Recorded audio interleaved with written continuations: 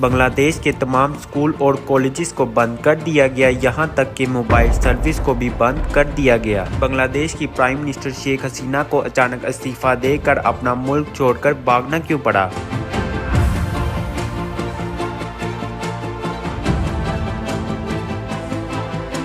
तो बेलीवाम, कैसे हैं आप सब? पिछले मंथ बांग्लादेश के बहुत सारे स्टूडेंट सड़कों पर निकल आए प्रोटेस्ट के लिए और शुरू में तो स्टूडेंट्स का ये प्रोटेस्ट बहुत पीसफुली था, लेकिन आहिस्ता आहिस्ता इन प्रोटेस्ट की वजह से बांग्लादेश के हालात इतने गमगीन होते गए कि स्टूडेंट के ये प्रोटेस्ट को रोकने के लिए मुल्क भर में मिलिट्री कर्फ्यू लगाना पड़ा और इसके साथ साथ स्कूल, कॉलेजेस और मोबाइल फोन की सर्विस को भी बंद कर दिया गया। बांग्लादेश के इन गमगीन हालातों की वजह से अब तक 150 पीपल मारे जा चुके हैं और हजारों के हिसाब से लोग जख्मी भी हैं। बांग्लादेश के आखिर ऐसे हालात क्यों हो गए हैं, आइए जानते हैं इस वीडियो में।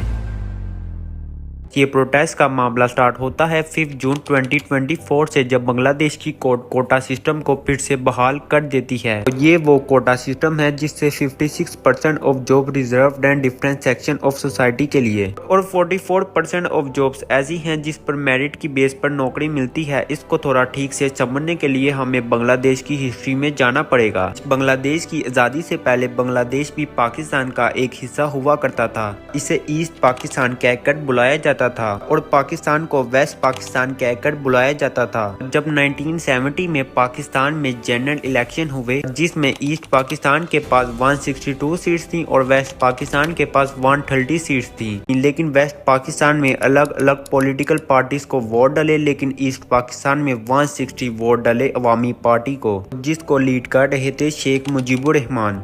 इस फैसले के मुताबिक अवामी लीग ईस्ट और वेस्ट पाकिस्तान दोनों में हुकूमत करती, लेकिन वेस्ट पाकिस्तान की जो मिलिट्री थी उनको ये इलेक्शन बिल्कुल भी ठीक नहीं लगे और पाकिस्तान के कमांडर चीफ याह्या ने इस इलेक्शन को मानने से बिल्कुल इनकार कर दिया और ईस्ट पाकिस्तान में मार्शल लॉ लगा दिया गया और मुजीबुर रहमान ने ये सब हालात देखते हुए प्रोटेस्ट शुरू कर दिए। 7 मार्च 1971 को शेख मुजीबुर रहमान ने अपनी स्पीच में पाकिस्तान से अलहदा होने का कह दिया और फिर ईस्ट पाकिस्तान में ऑपरेशन शुरू कर दिए गए, जिसकी मेन रीजन ये थी कि ईस्ट पाकिस्तान को वेस्ट पाकिस्तान से अलहदा होने से रोका जाए और बांग्लादेश की यही जंग अगले 9 महीनों तक चलती रही और बांग्लादेश फोर्सेस ने पाकिस्तान से अलहदा होने के लिए अपनी अलहदा से एक फोर्स बना ली जिसे मिलिट्री ऑफ बांग्लादेश या फ्रीडम फाइटर्स कहा जाता है। और इस जंग के आखिरी 2 हफ्तों में ईस्ट पाकिस्तान को इंडिया की भी फुल सपोर्ट मिली और ईस्ट पाकिस्तान यूं बांग्लादेश बन गया, क्योंकि फ्रीडम फाइटर की मदद से बांग्लादेश आजाद हुआ था और मुजीबुर रहमान जो बांग्लादेश के प्रेसिडेंट बन चुके थे, उन्होंने बांग्लादेश सिविल सर्विस में फ्रीडम फाइटर के लिए अलग से 30% कोटा रख दिया और कुछ टाइम के बाद गवर्नमेंट ने ये कोटा सिर्फ फ्रीडम फाइटर के लिए नहीं रखा बल्कि इनके बच्चों के लिए भी बढ़ा दिया और फिर 2010 में फ्रीडम फाइटर के पोतों पोतियों के लिए भी ये कोटा जारी रहा। लेकिन फ्रीडम फाइटर की नस्ल सिर्फ 10% ये कोटा ले रही थी और बाकी का कोटा जाया हो जाता।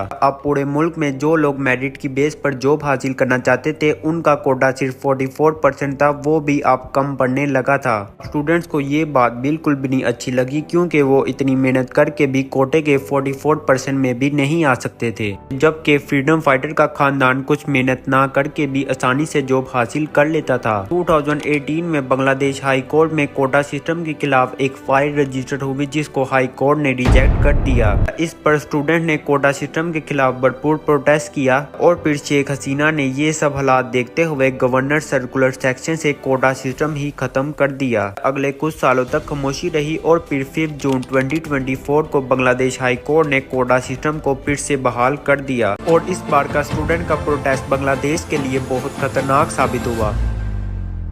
अब स्टूडेंट को रोकना पुलिस के बस से भी बाहर हो गया था। फिर प्रोटेस्ट को रोकने के लिए मिलिट्री को अपॉइंट किया गया और मुल्क भर में कर्फ्यू लगा दिया गया। इसी के साथ साथ शूट एट साइट का भी ऑर्डर दिया गया। इन सब के बावजूद स्टूडेंट प्रोटेस्ट से बाज नहीं आए। बांग्लादेश की आर्मी की तरफ से स्टूडेंट पर फायरिंग और शेलिंग बम भी फेंके गए, लेकिन किसी भी तरीके से प्रोटेस्ट को रोका न जा सका और नौबत यहाँ तक आ पहुंची कि प्राइम मिनिस्टर हाउस और पार्लियामेंट में भी स्टूडेंट घुस गए। सिचुएशन को देखते हुए चीफ ऑफ स्टाफ जनरल वकारुज़्ज़मान ने मुजाहिरीन को यकीन दिलाया कि फौज उनके तमाम मुतालबात को पूरा करेगी। ताहम प्रोटेस्ट को रोका जाए और जनरल वकारुज़्ज़मान ने शेख हसीना को हुक्म दिया कि वो 45 मिनट के अंदर अंदर प्राइम मिनिस्टर की सीट से रिजाइन दे दें। शेख हसीना 6 अगस्त 2024 को दोपहर के 2 बजे प्राइम मिनिस्टर की सीट से रिजाइन दे देती हैं और मुल्क छोड़कर इंडिया चली जाती हैं और बताया जा रहा है कि बांग्लादेश में सिचुएशन अभी कंट्रोल में है।